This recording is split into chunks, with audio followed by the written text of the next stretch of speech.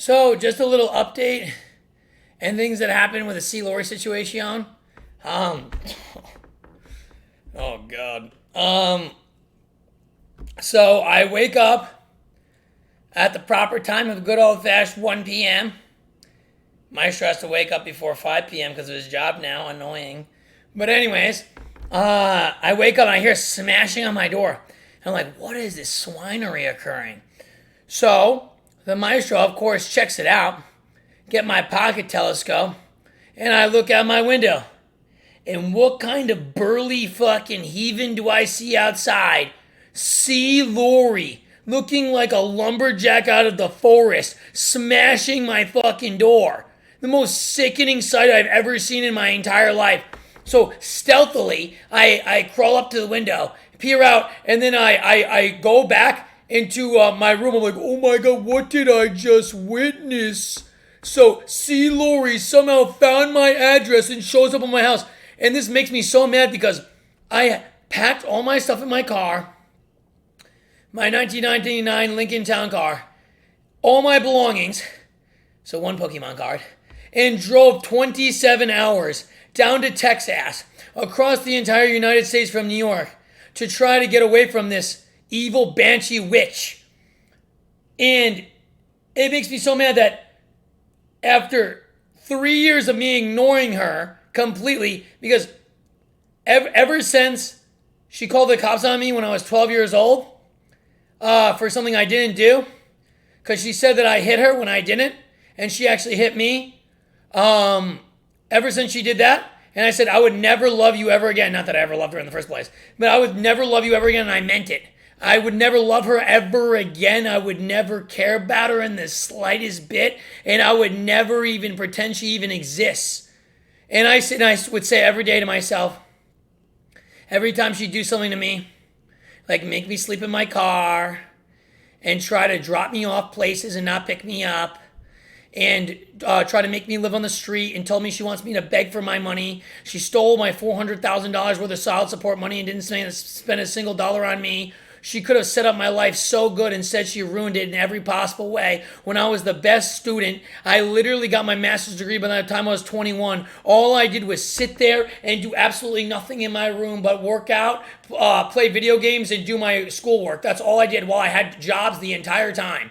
And all she did was try to make my life as miserable as possible, do everything possible in her power to try to ruin my life. Rip my door off, steal my iPad, steal my money in my bank account before I was 18, everything possible. Take my computer that I paid for, hack into my Twitter, delete my Twitter account with 25,000 followers, hack into my YouTube and delete my YouTube account, how to change all my passwords. Everything you can possibly do to try to ruin someone's life and make their life as hard as possible, she would do. And I did everything I could to just keep a calm mind, do everything I can to focus on my tasks at hand, because I knew as soon as I got out of there, I'm going to have a better life. I'm going to do everything in my power to keep it calm, because if I ever do anything back to her, I end up in prison. If I ever do everything back to her when she's doing it, when she's yelling in my face, screaming in my face, when she's swearing in my face, keep calm. Don't say anything. Think about in your head what you want to do to her, but don't ever say it and don't ever do it, because you're going to get out of there and you're going to make a better life for myself. And that's what I think every single day. But even when I get out and I drive 27 hours across the entire earth to get away from this banshee, disgusting gremlin, she still manages to follow me and try to make my life miserable.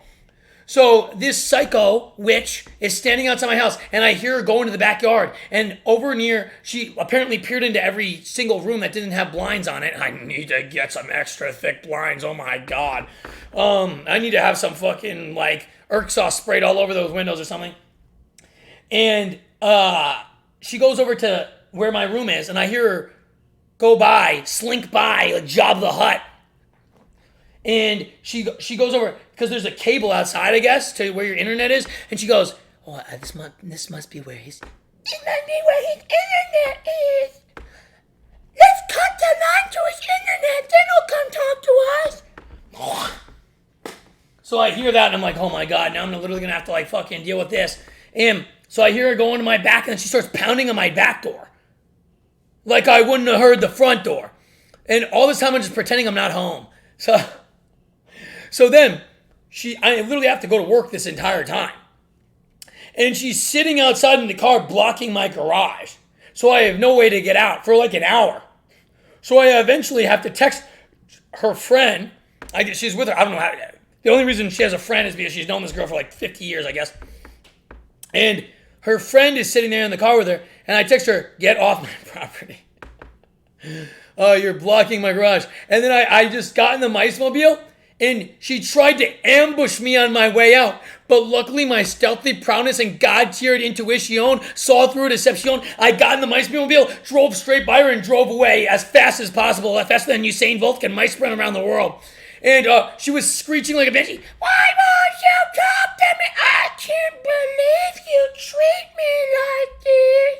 And I should have been line streaming it because I thought she might have actually left, but I should have known, and I did know. I was like, there's a good chance. So I had my phone at the ready, but I couldn't even press videotape fast enough, so I only got her on camera for a second.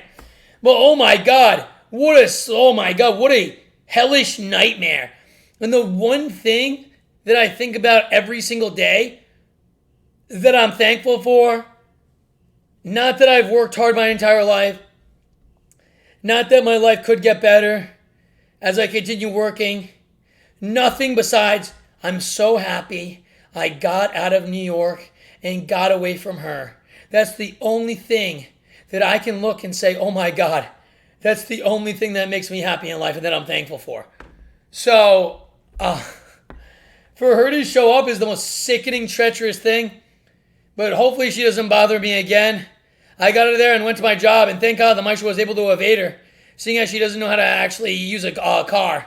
So I was able to evade her, get to my job, and thankfully I haven't seen her. She's probably camped out in my backyard as we speak, living on vegan carrots or something. But yeah, so just a little update, and hopefully I never see her again. I'm just so disgusted that she could have made my life so easy my entire life, but she made it as impossible as possible. And then she's tried to spread lies about me. The worst part about it is not even making my life as hard as possible, but then turning everyone against me that I knew and making it so I couldn't really have relationships with them because it was so awkward when she would tell everyone that I'm like insanely abusive and all this stuff when she was that to me. And it was so disgusting. And it's just unreal how much they say gaslighting, just telling straight up lies to everyone. And I'm just so glad that I don't ever have to deal with anyone ever again. And that I got away from her. And I made a promise I would never talk to her ever again. And I would say that to her ever again. I will never talk to you ever again. I will never think about you. You don't exist to me after I get out of this house and leave and never see you again. And I never did. And I never will. She doesn't exist. It was like a wisp of air I went by. It was the most disgusting wisp of air I've ever seen and almost made me want to throw up, but maybe throw up a few times. Can't make the nice to throw up, though. But, yeah, I'm just so glad I got out of there, and I'm here in Texas trying to make a better life for myself as much as possible. Even as hard as it is to pave a way on your own, it's so much easier than getting brought down, worrying about your possessions being stolen, worrying about your accounts being broken into, having to worry about if your computer is going to be not there in the morning when you wake up, having to worry about your door being ripped off, having to worry about even going to the bathroom because you don't know if she's going to smash in the door and stand over you and yell at you the entire time to go do chores or do some random thing. It's so nice to at least not have that to deal with that in my life. So, yeah. Just wanted to update you on that, and the maestro will never give up in this world, and I'm glad I've had to go with so much strife and over so many obstacles in my life because that makes me a true hero. That makes me, that builds me up as a man. That gives me hardships. I have so many hardships that I lived through in my life. My mind is stout. My mind is pure. No one can obstruct me. The maestro is unbribable, uncorruptible, undeniable. Nothing can break my mind through any torture. They can hold me in my tanama way. And just thinking about a single teat could make me press on and never break me.